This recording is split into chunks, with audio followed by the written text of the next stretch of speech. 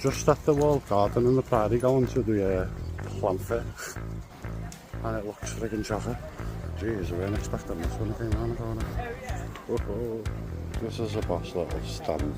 It has all like little mini alpines and that on and succulents. So it's my favourite. How gorgeous are these little plants that I just got from the plant sale in the Prairie? The alpines. Beautiful. And I got this flamingo to put by my pond. Hopefully he'll stop the heron coming in and nitpicking the tadpoles. Hopefully this is going to stop the actual heron coming and eating all my tadpole. Me and the little man are stuck waiting for the rain to stop under a tree.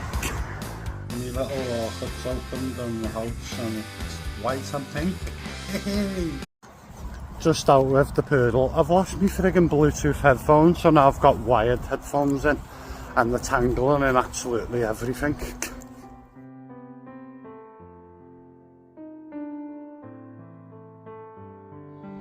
My little alpines I got yesterday have started getting loads of flowers on. Very nice.